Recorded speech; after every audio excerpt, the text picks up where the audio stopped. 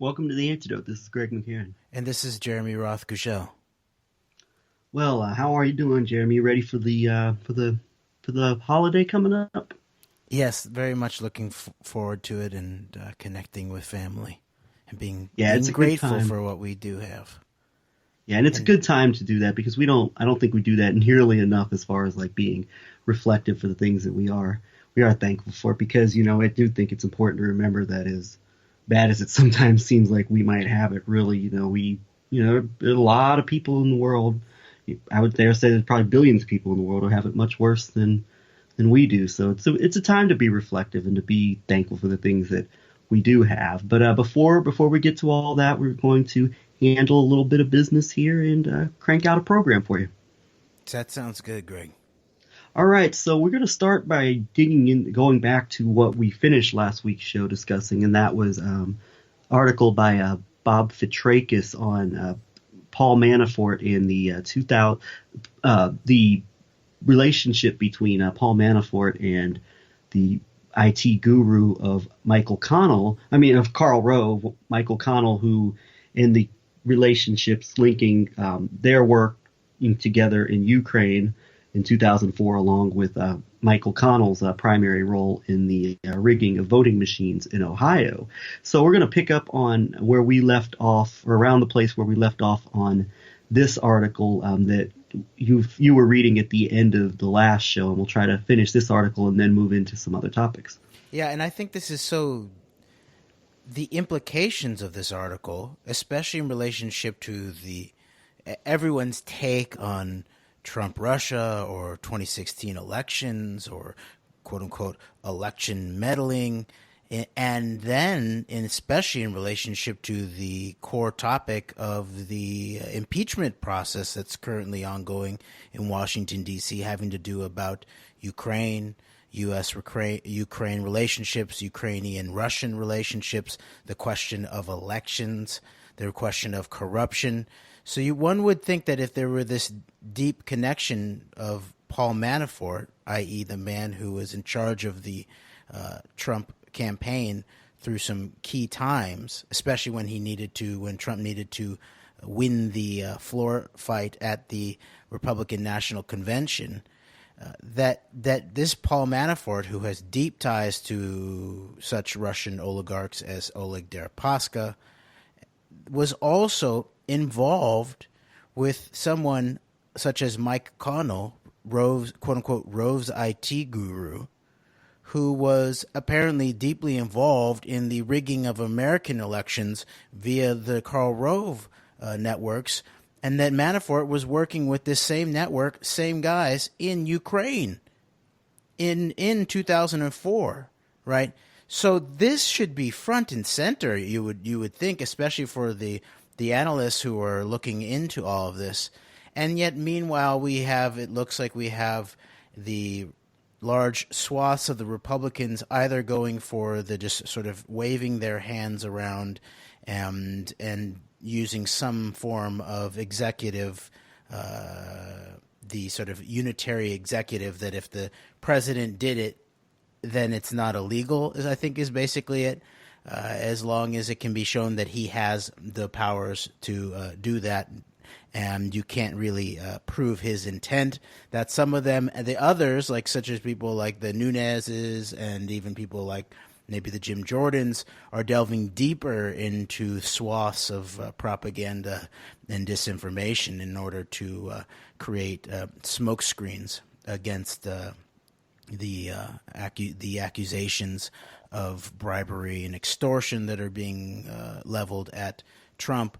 And then in the midst of all this, While also being, it seems, some of these people you just mentioned, they seem to be very, along with their friends in the conservative media propaganda machine, they seem to have a very vested particular interest in going after people who happen to be investigating elements of these various oligarchical, financial, organized crime continuity networks. So I'll just throw that in there as well. yes, and I would even say then that the Democrats in the midst of all of this, and I heard Adam Schiff basically on TV yesterday on the C-SPAN replay of Schiff on television, basically hinting exactly that the Democrats were going to be running a very limited.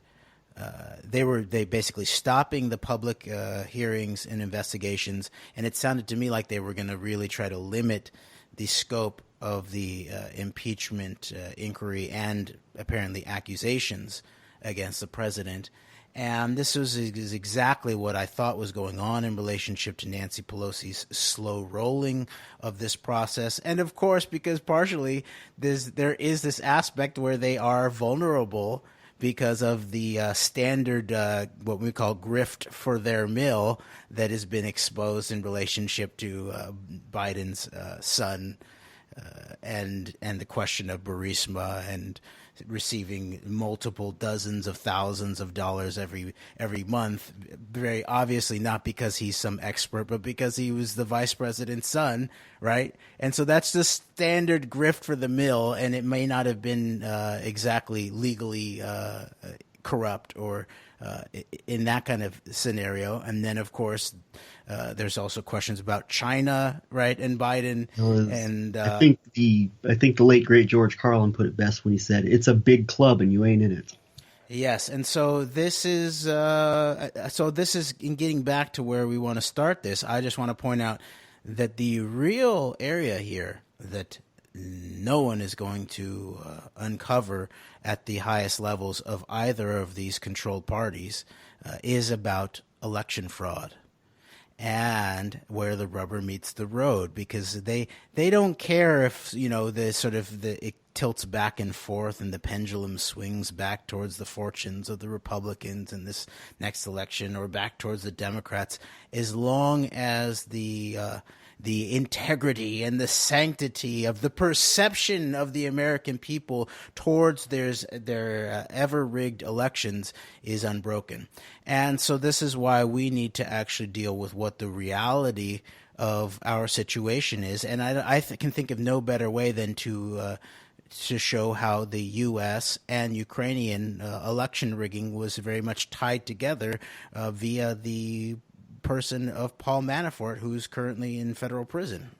And let's remind people real quick that we've mentioned this numerous times. So let's remind people real quick in relation to this Ukraine intrigue, along with the working together with Mike O'Connell and the to say the least, very Zionist Bush administration. Let's remember that it came out last year that Manafort was putting propaganda articles through Breitbart and Ben Shapiro, and was also alleged to have been working directly with Avigdor Lieberman in an effort to paint the Ukrainian opposition to the pro-Putin government at the time as being, driven by anti-Semitism, and that the Clinton State Department and the Obama administration was complicit in propping up this opposition. So I just wanted to throw that back in there once again. Yes, that's a key point too, because that then reminds us that, especially in terms of our analysis of both 9/11 to this ongoing 11/9 operation, that there is not only the question of intelligence operations, i.e. information warfare,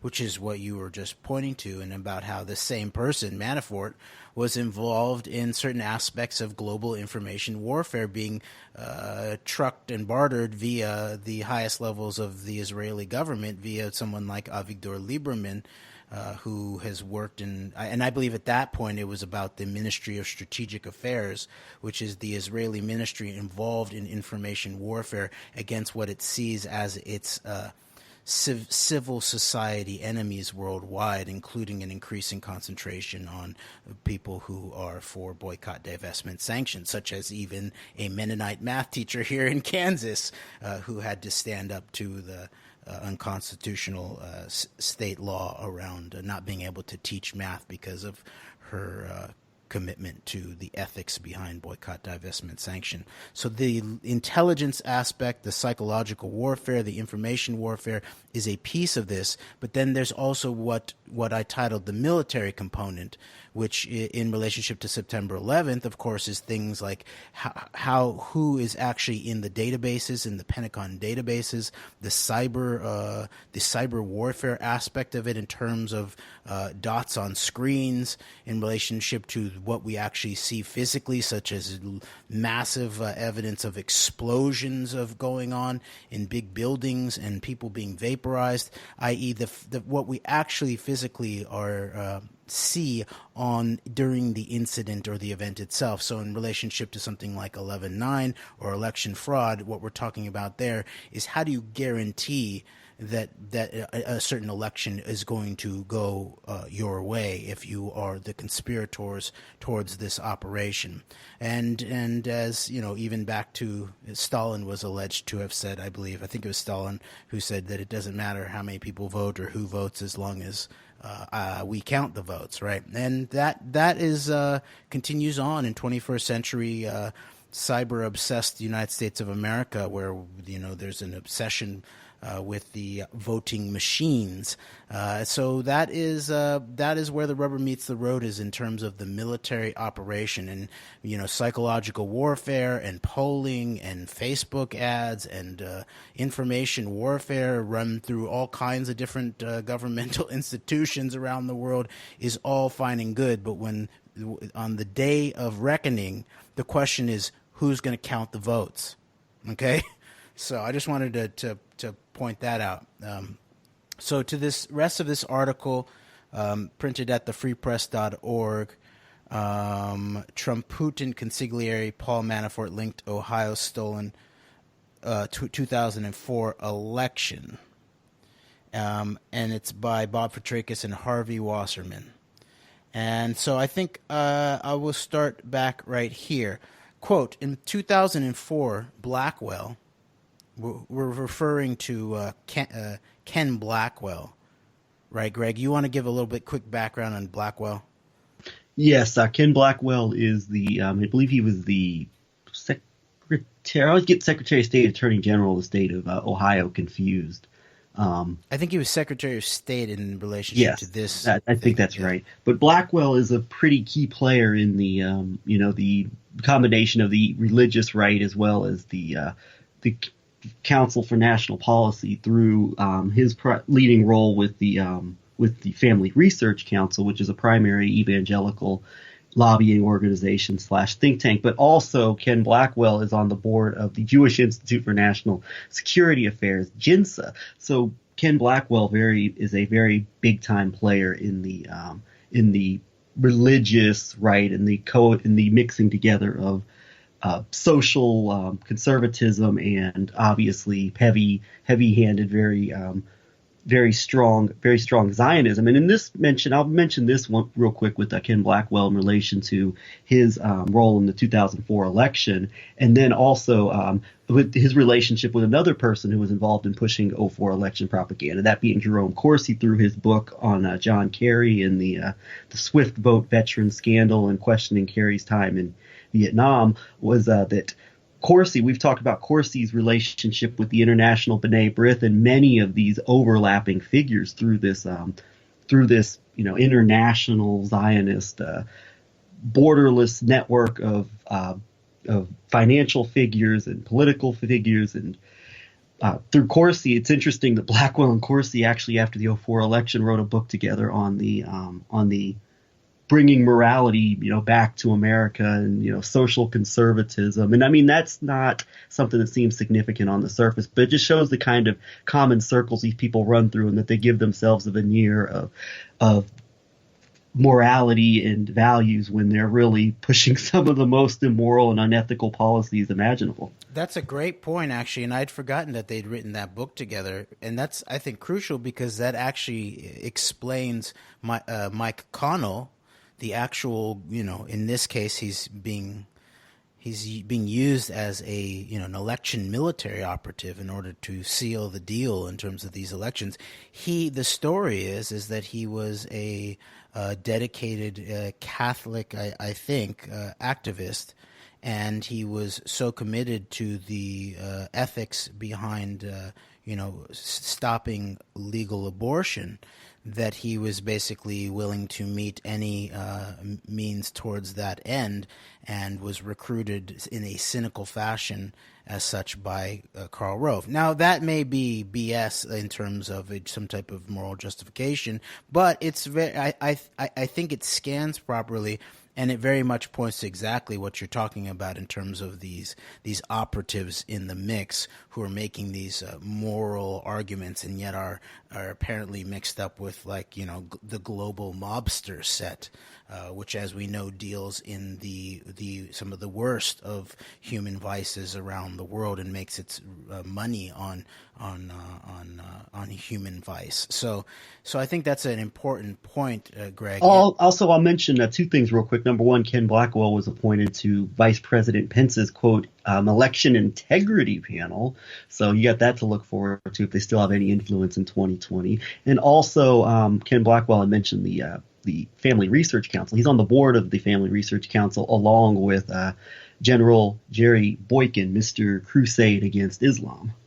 Yeah, and there's another overlay to understand some of this, which maybe we'll touch back on when we talk about an individual like Leonard Blavatnik, the Soviet Ukrainian-born U.S. UK dual citizen plutocrat, who shifted a lot of he was bipartisan.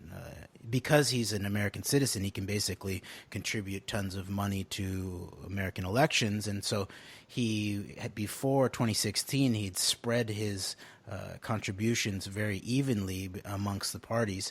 And then in 2016, he put his chips fully into the Republicans. And we'll deal with some of that, because I think that what we're also seeing at the larger scale of the Trump operation is the knitting together of the sort of like more maybe fringer or more underworld potentially in relationship to aspects of the sort of outer seams of the Council for National Policy set to the more core Republican Party, maybe even the CFR set, and these more mainstream politicians that will accept money from someone like Blavatnik, who has contributed, over $100 million to like Oxford University, and tens of millions of dollars to Harvard and Yale, and so they will receive that money, while the sort of more maybe potentially the obvious, more deeper connections to someone like Putin and potential mob underworld is reserved for more sort of what is seen as fringer aspects of the Republican Party. But I think we need to see this Trump operation as a way of knitting these together in many ways. And I would point people back towards Arthur Finkelstein potentially as the key operative who got involved fairly early in the mainstreaming of the Trump campaign into the Republican Party, and look at his role globally around these kinds of figures and the mainstreaming of them, which would include even people like his role with Jesse Helms, let alone Netanyahu and Viktor Orban. Yes, Jesse Helms, one of the darlings of the religious right, who was we received a funneling of finances into helping him to win a tough election, and then he becomes the possibly most pro-Zionist member of the U.S. Senate, and was a perfect conjunction between the rise of the religious Jerry Falwell-style moral majority right wing, and the Zionism that comes with that, and the idea of bringing America back to morality and values and all that stuff. So right. Okay, so back to this article. I just got 3 words in, and we had some interest. That was a lot of interesting information, I feel. I'm glad you brought in the Blackwell and hopefully these are good segues, by the way. Yes. We're hoping to. So okay, back to the article.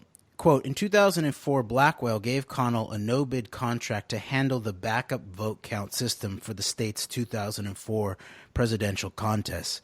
Blackwell simultaneously ran the election and served as co-chair for the Ohio Committee to re-elect Bush and Cheney. Connell subtracted the job with Averbach's Smart Tech. After Ohio's official supercomputers went down on election night, Smart Tech compiled the final tally on servers in a basement of a bank building in Chattanooga, Tennessee. Those servers handled the email accounts for the Republican National Committee and Bush consigliere Karl Rove. At 11:14 p.m. on election night, as John Kerry led by 4.2%, the Ohio vote count flow went mysteriously dark. When it came back up after midnight, Kerry's lead had flipped into a 2.5% Bush victory. This virtual statistical impossibility, involving the flip of some 300,000 alleged ballots, gave Bush the 20 electoral votes he needed for re-election. It would be nice if there was social media at this time, because I don't think they would have gotten away with this type of shenanigans in the era of social media. Well, maybe they might have gotten away with it. Would have been in harder. 2016. There would have been more of an outrage. The similar stuff might have actually happened in 2016. It may not have been as sort of singular and big, I think. So I'm not sure about that. I guess I'll add a caveat to that at the very least there would be much more outrage about it, because there would be people making noise about it. Yeah, and I think definitely they figured out how to cloak it a bit better, probably, and sort of distribute it rather than it be based on this one state, So, and that's definitely the case, is where you then see that there was the question of a multiplicity of states, right? I think it was Pennsylvania, Michigan, and Wisconsin. I think was sort of seen as the big key ones, right? Yeah. So, okay. In January 2005, the Ohio Electoral College delegation was officially challenged in the U.S. Congress, the first such certified challenge in more than a century. Connell was subpoenaed and deposed in the King Lincoln Bronzeville v. Blackwell federal case charging voter discrimination. In December 2008, while facing possible testimony before Congress, Connell died in a mysterious private plane crash near his home in Akron. Foul play is suspected by Connell's family, among many others. And aside here, there are multiple articles about the background of that apparent black operation. And then, I began thinking of when John Tower, right? The John Tower plane crash. What was there? Was another plane crash surrounding that one too, Greg, that we were just talking about? Yes, John Tower died in a plane crash in April of 1991, and this would have actually been, when you consider the close relationship between Tower and Robert Maxwell and all the intrigue surrounding the Promise software and other important events of the 1980s. Those two deaths, Tower in a plane crash and Maxwell in an apparent drowning, happened 6 months apart from each other, I believe. But Tower's death was in a plane crash, and I honestly don't have enough information on that to speculate whether there was any type of foul play or not. Oh, right. Okay, great. So it was Maxwell and Tower, right. And It's interesting that Ari Ben-Menashe reports that John Tower in 1976, I believe, approached. This is what Menashe says, so take it with a grain of salt. But it's interesting that Ben-Menashe says that John Tower approached George H.W. Bush and Robert Maxwell in relationship to putting them in contact with certain high-level Soviet intelligence individuals of some sort. So that is an interesting piece of it, I think, because it was always... And real quick, go ahead. Well, just that it was always put forth that Maxwell recruited Tower to be, and I think there's truth to that, definitely in relationship to the question of how Maxwell was going to get himself and the Promise software inside of the U.S. National Security Laboratories, such as Los Alamos. And John Tower definitely was able, as a prior U.S. senator, to open the door for Maxwell. But it's interesting that back in the 70s, it's claimed that John Tower was the one attempting to open the door for Maxwell and Bush to high-level Soviet intelligence.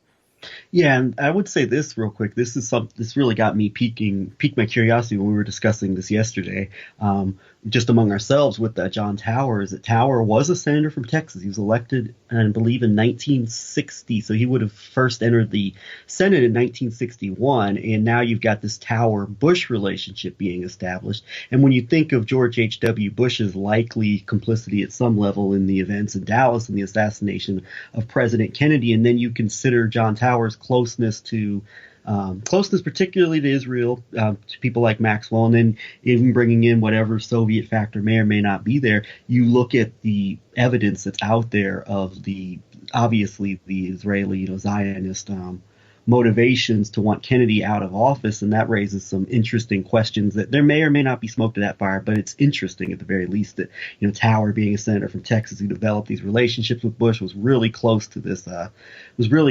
international, international domestic continuity of pushing for really heavy-handed Zionist policies, and then the assassination of Kennedy. Yes, I think that's key. And also we can see as key that promise software relationship, especially between, as we've pointed out, that Israel can more and more be seen as a nodal point for the for global plutocracy in many ways, and it becomes a backdoor to the Soviet Union and China too, especially in relationship to the U.S. and the U.S.-Israeli collaboration on the apparent promise software backdoor. And then you begin to see this is then in about the same era where you see Pollard as an apparent Israeli intelligence mole ferreting out information from the highest levels of the national security apparatus to Israel, but then with a very quick and very useful conduit in relationship to the Soviet-Israeli relationship to the Soviet Union, in many ways in a way that was actually takes the Pollard breach beyond just like, well, why wasn't the U.S. giving this ally Israel all this information to, this was actually used as a cutout that was most influential in relationship to the Soviet Union. So there's that whole aspect where we can begin to see how these relationships, how the U.S.-Israeli relationship around such deep aspects as like promise software and backdoors then are architected and then exported globally by some of these people, and then there's a certain kind of a potential sellout of some sort, it looks like, in relationship to this U.S.-Israeli relationship. So that's just one thing to note. Okay, so back to the text. Quote, in January 2005, the Ohio Electoral College delegation was officially challenged in the U.S. Congress, the first such... I read this about the Connell dying in a mysterious private plane crash near his home in Akron. Foul play is suspected by Connell's family, among many others. In 2010, Averbeck again conspired with Manafort to help swing Yanukovych into power in Ukraine. Again, the election was quote-unquote election was bitterly contested for apparent rigging. The exact natures of the 2004 Manafort-Averbeck-Connell conspiracy in Ukraine, alongside the Averbeck-Connell flipping of Ohio 2004 and the Manafort-Averbeck rigging in Ukraine 2010, are still under investigation. But the links between Trump, Putin, the Kremlin, the Connell-Averbeck Manafort triad, and the rigged elections in Ohio 2004, Ukraine 2004, and Ukraine 2010 should come as no surprise to anyone following the rapid disintegration of America's current unelected idiocracy. Special Prosecutor Mueller might want to take a deeper look at this piece of the web. That's the end of it. Is that the end of the article? That's the end of the article. And I think this is really important. I know I think we mention these things a lot, but I think that as time goes on, I think this becomes more and more important. And I look at someone like, Lee Stranahan on Sputnik as somebody who could be, it would be good to get him on the record with this information, because, he's very much a combination of pushing the idea that Manafort's done nothing wrong as it relates to Trump, but also the idea of throwing in the idea that Manafort was actually not working for, pro-Russian interests. He was actually trying to push policies that were harmful to Russia. And there might be some elements of playing both sides by someone like Manafort. But at the end of the day, I think it's undeniable that Manafort on multiple occasions over a course of over a decade was very much pushing for policy that would be beneficial to the Russian to Russia's goals and the type of government that Russia wanted in Ukraine, as opposed to the what we know as the West, the deep state, whatever you want to call them, of the Obamas and the Clintons and their ilk. So, I mean, this is very undeniable, and I think that this is stuff that really could be used for certain people that like to, I think, personally, my personal belief, likes to muddy the waters with throwing in some untrue at best and just or shady at best and flat out untrue at worst types of talking points into their narratives. Yeah, and I think we should even try to reclaim and reassert the proper use of the term deep state away from the sort of permanent administration of the government or long-time political operatives to what it really was ultimately defined as by Peter Dale Scott, which had to do with this intersection of the national security apparatus on the top, in thinking about it, versus and in conjunction and commanding from the heights, from the government heights, with this the underworld, the criminal black economy, the mob networks underground there, right? And I made a conceptual assertion early on in the Trump administration on the antidote that the ascent of Trump into the White House really was in many ways where you see the flipping of the deep state in many ways, where the sort of the mob underworld had sort of gained the control, the levers of power in certain ways, and was not being commanded by the commanding heights of the national security apparatus. And I think there's some accuracy to that. And then I think we should then say, okay, there's different deep states, especially if you're using the term state, then you're obviously talking about a singular government apparatus of some sort, right? So then there's obviously something like a Russian deep state. And that's actually very easy to see, too, in terms of, Putin, the former KGB colonel, the former head, I believe, of the FSB, right, who then sort of resets up the Russian mafia state in many ways with the intelligence, it looks like the intelligence national security apparatus re-established at the head of it and managing the mob underworld, and not rooting out the corruption per se, but shifting around allegiances and recommanding the global red mafia from the commanding heights of from such institutions as the FSB and the GRU, for example. Okay, so that I think that's important to establish. And what you said there, I think, is important to thinking about the nature of the Trump campaign. And you really saw, I think, I want to say it was a very effective. I can't deny the effectiveness of this meshing together of these obvious, outright, very mobbed up international, global,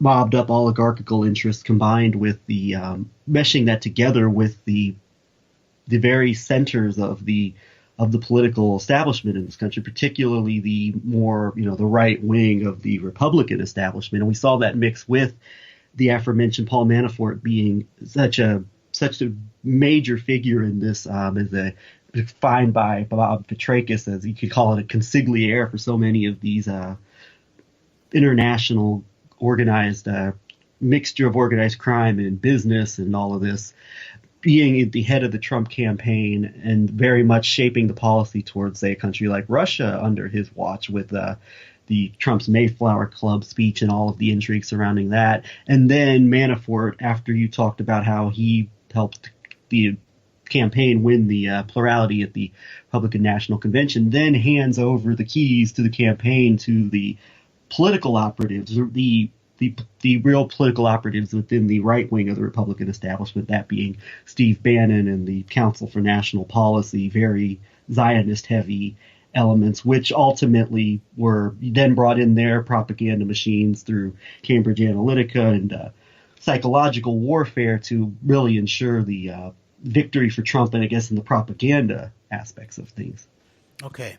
All right, so moving on here, I do just want to reference an article in Harper's Magazine from August 2005 titled "None Dare Call It Stolen, Ohio, the Election in America's Servile Press" by Mark Crispin Miller, who wrote a book on this, I believe, around that time. And we won't go deep into this, but I just want to direct people to read through it and think about it, and just once again point out that there's this conjunction here.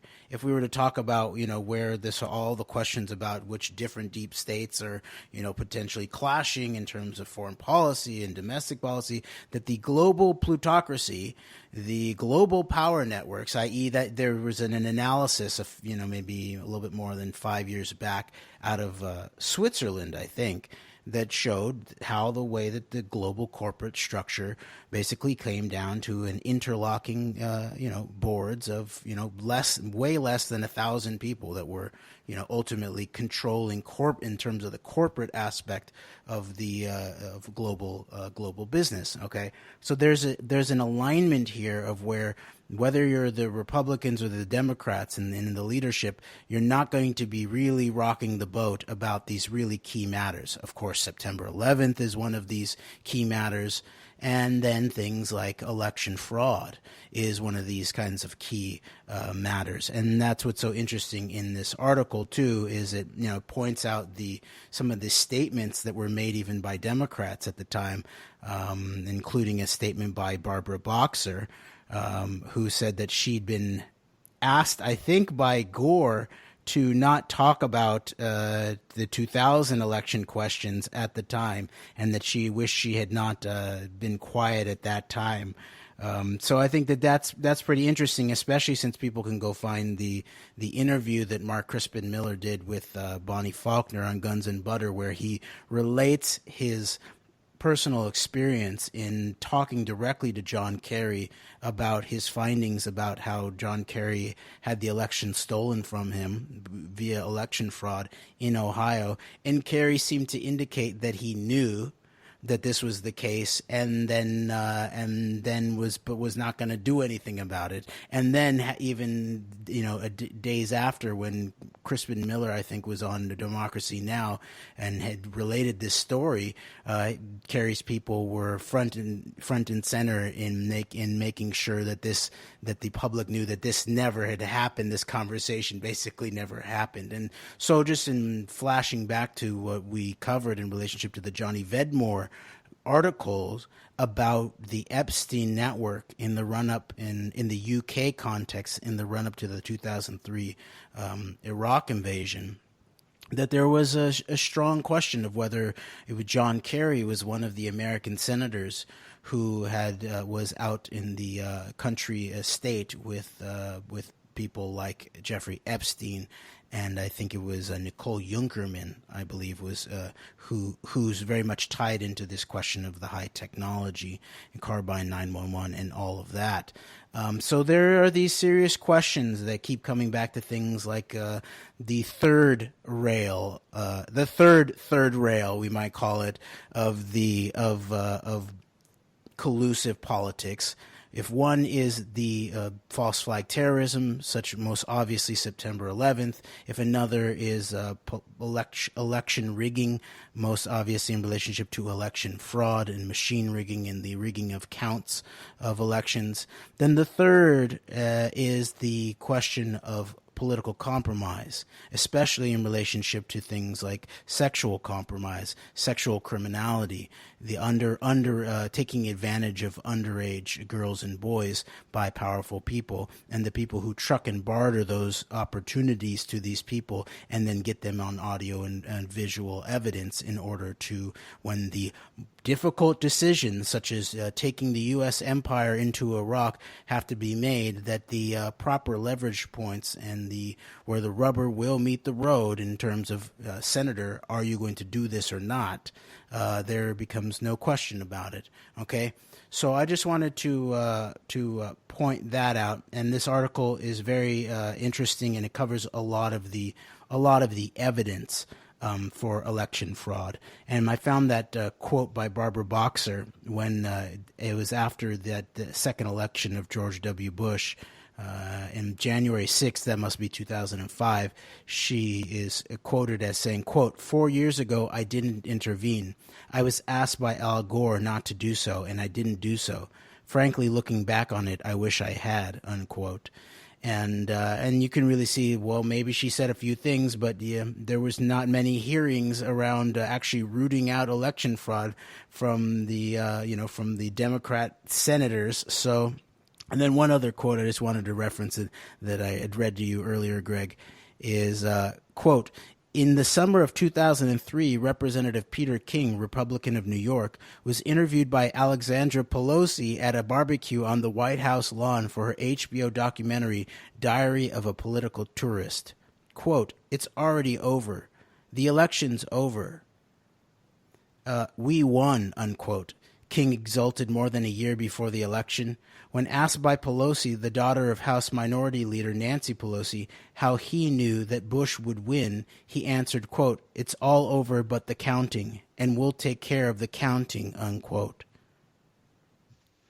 Wow, what a quote. That's amazing that I've never heard about that until now. That is an amazing quote that I certainly think Mr. King would need to be that there needs to be more known about. And I'd mention real quick, just thinking about Al Gore and thinking about this international syndicate and the long-term generational aspect that's going on through multiple generations, I'd say, of our political and operations. Is Al Gore, of course, and his father were very much, it appears, were products of the international man of intrigue Armand Hammer. So I don't know. I think that's interesting to mention in relation to Gore trying to shut down conversation on an election, probably most likely in the state of Florida being outright stolen from him, and that perhaps, it just shows that Al Gore and the interests that ultimately are behind him at the end of the day, maybe they didn't have such a problem with it. It's just something to think about. Oh, it's key to think about. Armand Hammer. This Soviet Israeli axis is behind. There are figures like that behind a lot of this, continuing to this day. And so I appreciate you very much for bringing up that question of Al Gore and Armand Hammer. Speaking of generational, I believe Al Gore's daughter married a member of the Schiff family, that being of the infamous financier Jacob Schiff. So. And it's interesting. We've read some in relationship to the question of Vadim Rabinovich, who's a Ukrainian Jewish oligarch there's questions of the Ukrainian-Russian mob in relationship to Al Gore that we've read from Red Mafia by Robert Friedman, that talked about how Al Gore was going to let these people come to his fundraisers, right? And then there's an interesting Jeffrey Steinberg article titled "Sharon and His Mafia Allies Plot Israel Election Theft," that also then deals with Al Gore's relationship to some of this mobster crowd, and especially in relationship to his aide Leon Firth, who, by the way, has been brought up also when the question of the question of mega had come up in the Clinton administration, when there was the question of, is this an individual mole? Someone like Leon Firth had been brought up as a potential credibly accused suspect. But of course, after that, it became clear that mega was very likely the group rather than just the individual. Yes, and one more thing to remember with Al Gore is remember who his vice president was in 2000, Joseph Lieberman. Yes, so it was Joseph Lieberman was the Dick Cheney of the Al Gore administration, apparently, I would say. It would appear that way. And Chabad Network right there. So we're starting to get a little short on time here, so we're not going to go too extensively into this article, but I do want to mention a new article that Alison Weir published just yesterday on her blog at IsraelPalestineNews.org.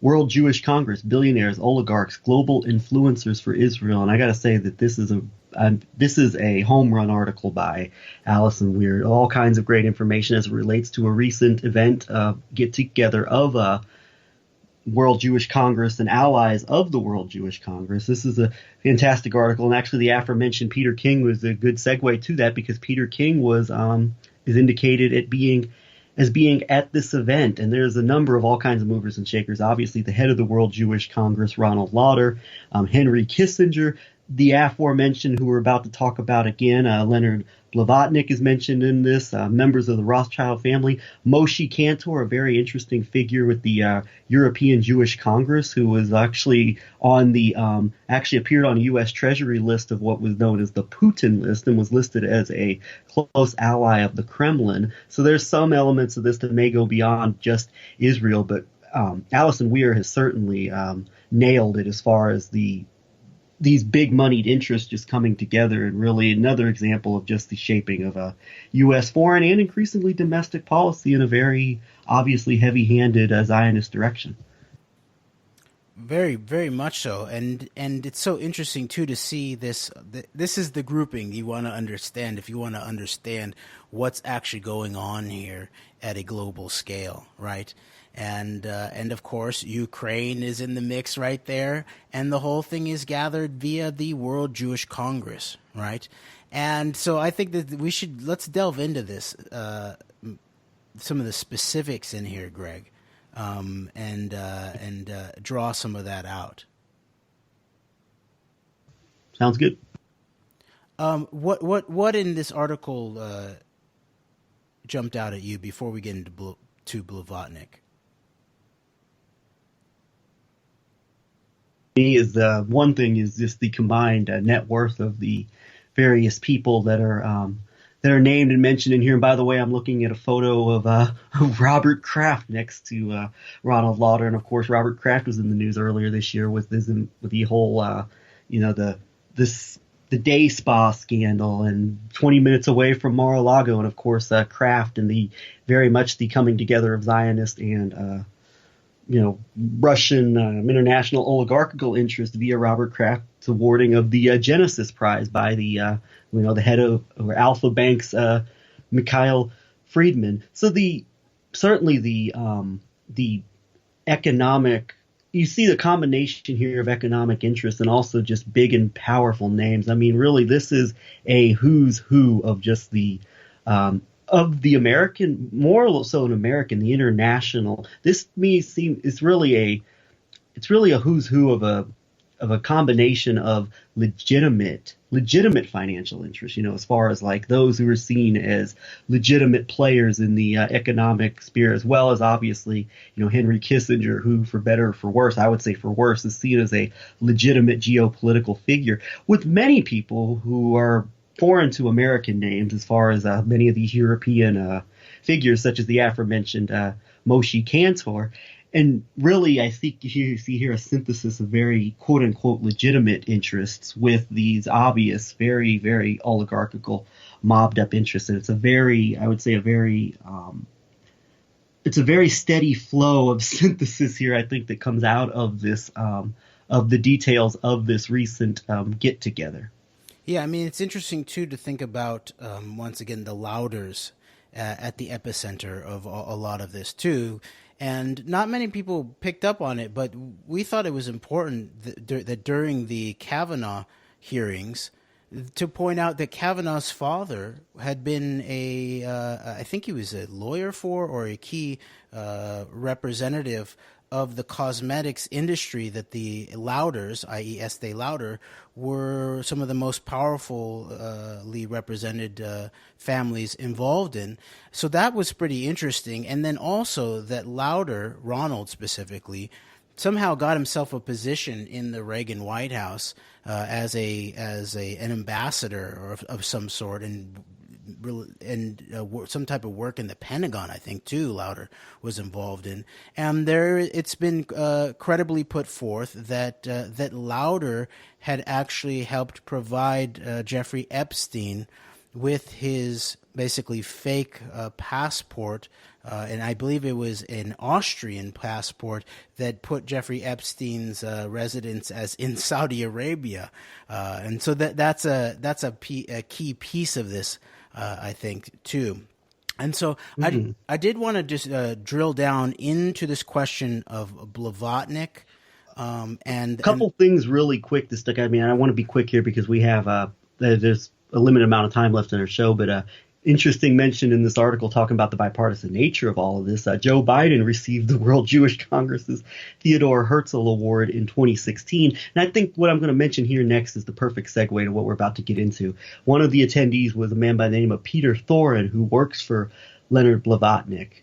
And Peter Thorin was there on behalf of Leonard Blavatnik. And in here it mentions Blavatnik and his wife giving back in June as much money as any other individual donation the Democratic Congressional Campaign Committee has ever received in its entire history. So I just want to throw that in there. And I think that segues into what we're going to talk about here in the last few minutes. Yes, I think that's key. And what's interesting is in this article, when it's talking about Peter Thorin, like you said, works for Leonard Blavatnik. I'll just read this paragraph about Peter Thorin from this article.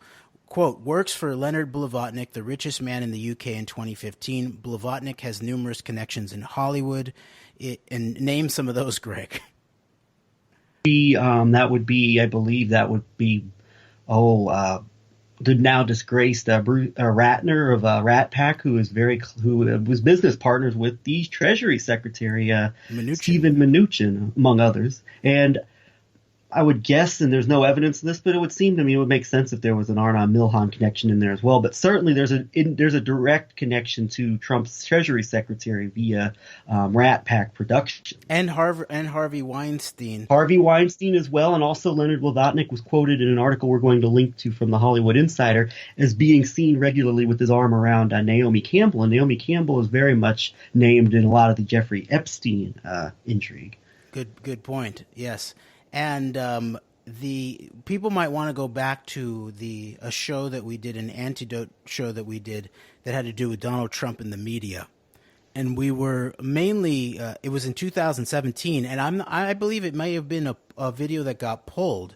But maybe we can we'll at least link to where it does exist somewhere in an archive or somewhere online, because we were really plumbing the depths of this question of Mnuchin's background, this relationship to Blavatnik, what this meant about this larger global collusion question, and so I think it's good to return to these networks when they are so front and center now. It's sort of becoming very obvious what these networks represent, and so I think it is key that you brought up this where it points out that Blavatnik is now, it looks like he's trying to re-steady, and similarly to the way that the Israel lobby talks about how Israel needs to be a bipartisan issue, and they're very concerned about the slipping of the support in the Democratic Party, and how there's too much dissent against Israel in the Democratic Party. And so maybe similarly in relationship to the role that Blavatnik played as a key funder of the Republicans in 2016,